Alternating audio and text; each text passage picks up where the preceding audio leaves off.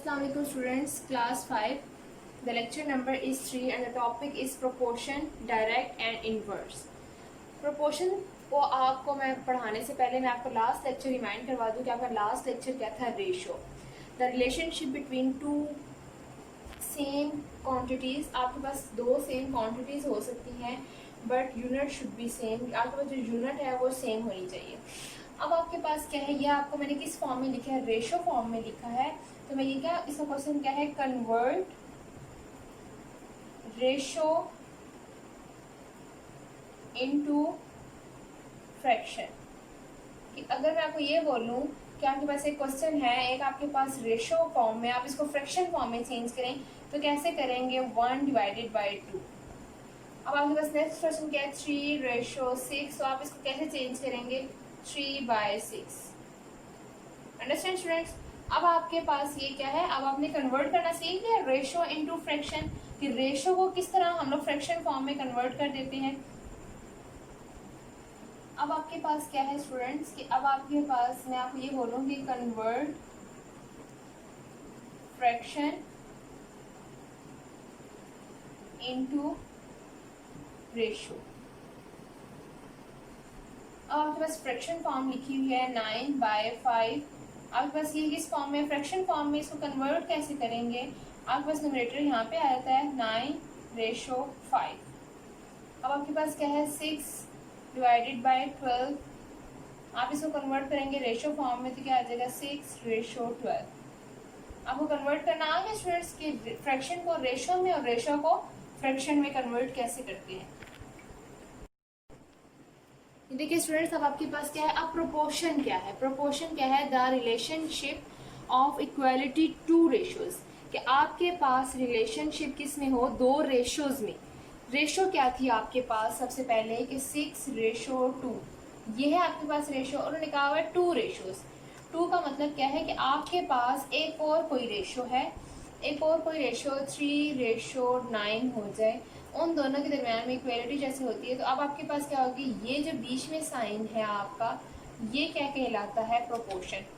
ये जो double ratio है ये क्या कहलाता है, प्रोपोर्शन। अब आपके पास दो रेशोज के दरमियान का जो रिलेशन कहलाता है वो क्या कहलाता है, प्रोपोर्शन।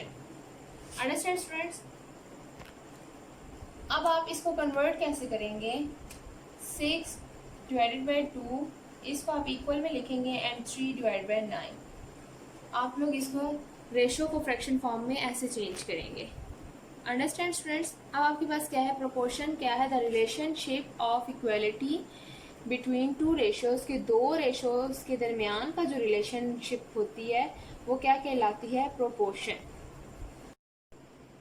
जी स्टूडेंट्स, अब आपके पास प्रोपोर्शन जो होती है वो दो किस्म की होती है। वो कौन सी होती है, एक होती है डायरेक्ट और एक होती है इनवर्स। अब मैं आपको ये चीज़ बता दूं कि एक डायरेक्ट में क्या होता है कि एक चीज़ के ज़्यादा होने से बढ़ने से दूसरी चीज़ भी क्या हो रही हो, ज़्यादा हो रही हो। एक चीज़ के ज़्यादा होने से दूसरी चीज़ भी ज़्यादा हो रही है, तो वो डायरेक्ट रिलेशन होगा हमारे पास। Keep in your mind students कि ज़्यादा, एक चीज़ ज़्यादा बढ़ने से दूसरी चीज़ भी बढ़ रही हो तो वो क्या कहलाती है, डायरेक्ट। अब आपके पास क्या है, एक एग्जांपल है फूड। मैं अगर ये बोलूँ कि मैं जितना ज़्यादा खाना खाऊंगी, अपनी डाइट का ख्याल रखूंगी, ज़्यादा खाया पिया करूंगी, तो मेरा वेट उतना ही ज़्यादा क्या हो जाएगा, गेन करूंगी। मैं वेट क्या करूंगी, गेन करूंगी। तो ये क्या हो गया, इन दोनों के दरमियान में कौन सा रिलेशन है, डायरेक्ट का। कि एक चीज़ के बढ़ने से, फूड के बढ़ने से वेट क्या हो गया, बढ़ रहा है। लेकिन अगर मैं खाना पीना कम कर दूं, डेली बेसिस पे कम कर दूं, डेली ना खाऊं, एक टाइम खाना शुरू कर दूं, फूड मैंने कम किया है, तो मेरा वेट क्या होने लग जाएगा, कम होने लग जाएगा। मैंने तो अभी आपको सिर्फ ज़्यादा की चीज़ बताई है। तो एक चीज़ के कम होने से दूसरी चीज़ भी अगर कम हो रही हो तो वो भी कौन सा रिलेशन कहलाता है, डायरेक्ट का। कौन सा रिलेशन कहलाता है, डायरेक्ट का। जैसे आपके पास जो होते हैं, आप लोग कम डेज स्कूल जाते हैं, आपके पास क्या है, आप स्कूल कम डे स्कूल जाते हैं तो आपकी अटेंडेंस क्या होती है, वो भी कम होती है।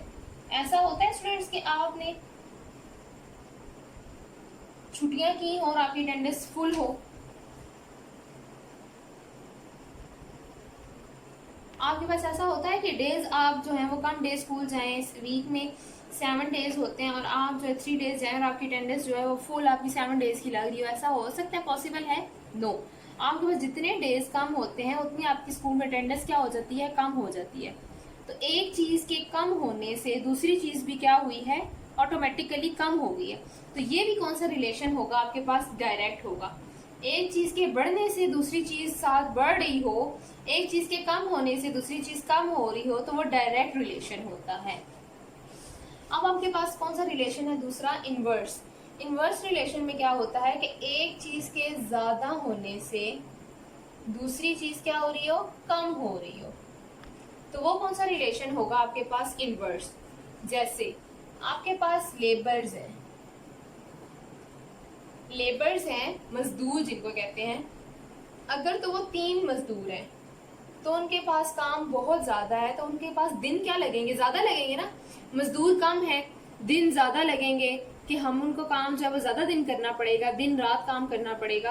तो कम मजदूर हैं, तो क्या होगा? मजदूर अगर कम होंगे तो दिन क्या लगेंगे? ज्यादा लगेंगे। काम के लिए दिन ज्यादा लगेंगे। जहां पर 3 मजदूर हैं तो दिन 10 लग जाएंगे काम को कंप्लीट करने में। तो आपके पास क्या होगा? मजदूर कम हुए, दिन ज्यादा हो गए। तो एक चीज के कम होने से दूसरी चीज क्या हुई है? बड़ी है। या मैं ये बोलूं कि मजदूर जो है वो ज्यादा मैंने कर दिए हैं, कि जहाँ पे 3 मजदूर काम कर रहे थे वहां पे 10 मजदूर अब काम करेंगे और काम उतना ही है। तो फिर क्या होगा कि कम दिन लगेंगे।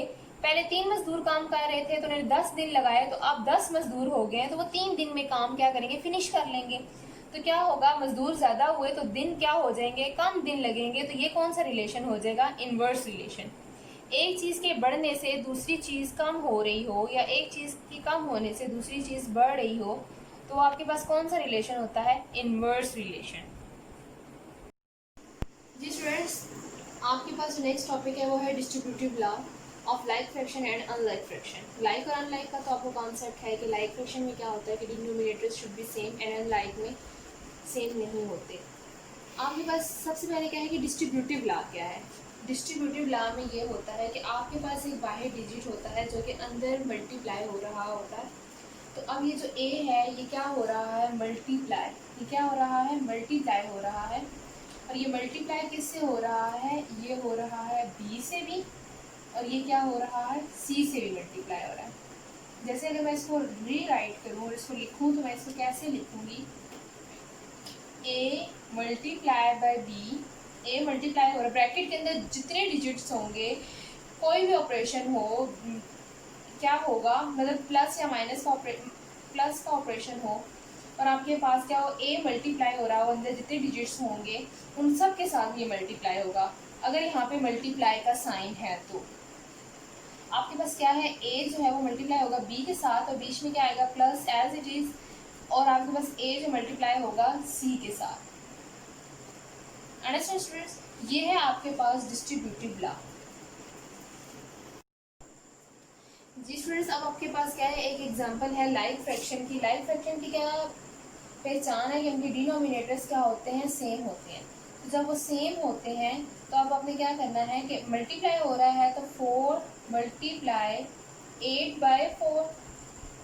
पहले ये 1/4 किससे मल्टीप्लाई? ये फ्रैक्शन पहले इससे मल्टीप्लाई होगी, फिर ये फ्रैक्शन किससे मल्टीप्लाई होगी? इस फ्रैक्शन के साथ। ये ब्रैकेट का ये मतलब है कि ये पूरी फ्रैक्शन इन दोनों के साथ मल्टीप्लाई हो रही है। बीच में क्या आएगा? Plus as it is 1/4 multiply 2/4। अब आपके पास वही क्वेश्चन, एक ये अलग बन गया, ये अलग बन गया, जो आपके पास लास्ट एग्जाम्पल में आपने किया था। लास्ट लेक्चर में आपको मैंने करवाया था कि आपने सबसे पहले देखा था कि कटिंग हो रही है। कटिंग हो रही हो तो आप करेंगे क्या हो जाएगा? ये 4 1 ज़ा 4 एंड 4 2 ज़ा 8। यहाँ पे कटिंग हो रही है, 2 1 ज़ा 2 एंड 2 2 ज़ा 4। मज़ीद कटिंग हो रही है, यहाँ पे मज़ीद कटिंग हो रही है, 2 1 ज़ा 2 एंड 2 2 ज़ा 4। तो आपके पास क्या आ जाएगा? अब न्यूमरेटर न्यूमरेटर से मल्टीप्लाई होगा। आपके पास ये चीज़ अलग है और ये अलग है। अब अब आपके पास क्या न्यूमरेटर से मल्टीप्लाई होगा, 1 multiply by 1 is equals to 1 and 2 multiply by 1 is equals to 2 plus 1 multiply by 1 1 2 multiply 4 is equals to 8।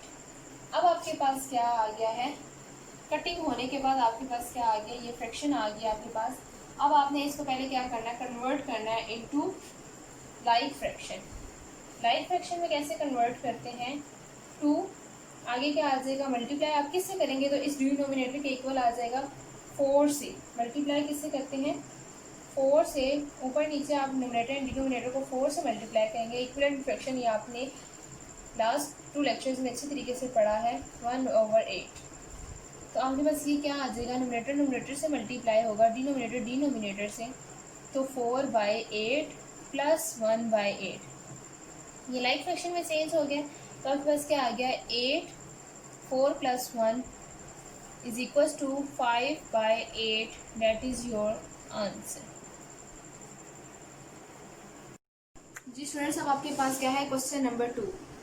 और वन मोर थिंग कि आप ये नोट कर लें कि आपके पास अनलाइक फ्रैक्शन जो होती है वो एडिशन एंड सब्ट्रैक्शन में होती है। आपके पास मल्टीप्लिकेशन में लाइक और अनलाइक हो सकती है, लेकिन आपको मैटर नहीं करता क्योंकि वो तो मल्टीप्लाई होते हैं न्यूमरेटर एंड डिनोमिनेटर, या कटिंग हो जाती है। लेकिन आप जब अनलाइक फ्रैक्शन को लाइक फ्रैक्शन में तभी चेंज करते हैं क्योंकि आपके पास एडिशन या सब्ट्रैक्शन इजी फॉर्म में आप करना चाहते हैं। आपके पास यहाँ पे एडिशन हो या सब्ट्रैक्शन हो और अनलाइक फ्रैक्शन हो, आप तब उसको सॉल्व करेंगे जब आपके पास लाइक फ्रैक्शन में कन्वर्ट हो जाएगी। तो आपने इस चीज़ को नहीं देखना कि ये बाहर भी 5 है तो 5 को भी हम लोग ये तीनों के डिनोमिनेटर सेम हो। नो, आपने एडिशन एंड सब्ट्रैक्शन में डिनोमिनेटर्स क्या करने हैं, सेम करने हैं। जैसे कि आपके पास 1/5 है मल्टीप्लाई, अब आपके पास 9 है तो आप इसको 3 को 9 बना सकते हैं। यस, कैसे बना सकते हैं कि अगर आप क्या करें कि 2/3 मल्टीप्लाई किससे करें, 3/3 से, तो आपके पास क्या हो जाएगा, ये आपके पास आ गया है कि न्यूमरेटर एंड डिनोमिनेटर दोनों को सेम डिजिट से मल्टीप्लाई करना है। तो अब आपके पास क्या है, 1/5 मल्टीप्लाई 12/9 प्लस न्यूमरेटर से मल्टीप्लाई होगा डिनोमिनेटर से, 2 multiply by 3 is equal to 6 and 3 multiply by 3 is equal to 9। अब देखें स्टूडेंट्स कि अब आपके पास क्या आ गया है, डिनोमिनेटर सेम हो गए हैं। तो अनलाइक फ्रैक्शन यहाँ से पता चलती है जब आपके पास बीच में प्लस या माइनस का साइन हो। तो आपके पास अब ये क्या लाइक फ्रैक्शन में चेंज हो चुकी है। बाय आपने 5 को नहीं देखना क्योंकि इसके साथ जो साइन है वो मल्टीप्लाई का है। 1/5 मल्टीप्लाई 12/9, यहाँ के पास अलग हो जाएगा क्योंकि 1/5 दोनों फ्रैक्शन के साथ मल्टीप्लाई हो रहा है, प्लस 1/5 मल्टीप्लाई 6/9। सबसे पहले आपने देखना है कि कटिंग हो रही है क्या, तो यहाँ पे कटिंग हो रही है, 3 3 9 एंड 3 4 12। अब क्या होगा, न्यूमरेटर से मल्टीप्लाई होगा डिनोमिनेटर से। आपके पास क्या होगा कि 4 multiply by 1 is equal to 4 and 5 multiply by 3 is equal to 15 plus. अब आपने इसमें देखना है कि आपके पास यहाँ कटिंग हो रही है, 3 3 9 एंड 3 2 6। तो आपके पास क्या हो जाएगा, 2 multiply by 1 is equal to 2 and 5 multiply by 3 is equal to 15। आपके पास ये सेम हो गया है। अब आपने क्या करना है कि अब आपने इसको उसी तरीके से सॉल्व करना है जैसे लाइक फ्रैक्शन को सॉल्व करते हैं। तो आपके पास क्या आ गया है, 15 लिखेंगे एज इट इज़। आपके पास 4 + 2 इज इक्वल टू 6/15। अब आपने देखना है कि अब आपके पास कटिंग हो रही है आंसर में, यस, 3 2 6 एंड 3 5 15। अब आपके पास यहाँ भी कटिंग हो रही थी, तो अब आपके पास आंसर क्या आया है, 2/5, डेट इज़ योर आंसर। जी स्टूडेंट्स, अब आपके पास ये क्या है, क्वेश्चन है, convert the fraction into ratio and ratio into fraction. आपके पास जो रेशो फॉर्म में लिखे हैं आपने उनको किस में चेंज करना है, फ्रैक्शन फॉर्म में, और जो फ्रैक्शन फॉर्म में लिखे हैं उनको रेशो में कन्वर्ट करना है। ये स्टूडेंट्स, ये आपके पास क्या है, 4 क्वेश्चंस हैं। 2 क्या हैं, लाइक फ्रैक्शंस हैं आपके पास, और 2 क्या हैं आपके पास, अनलाइक फ्रैक्शंस हैं। आपने इन दोनों को भी आपने कन्वर्ट करना है लाइक में एंड देन सॉल्व करना है। तो आपके पास ये क्या है, डिस्ट्रीब्यूटिव लॉ। आपने इन क्वेश्चंस को, वीडियोस को अच्छे तरीके से अंडरस्टैंड करना है, देन आपने इन क्वेश्चंस को आपने अपने रफ रजिस्टर्स पे इसकी प्रैक्टिस करनी है। ओके स्टूडेंट्स, फ़ी मानिल्लाह।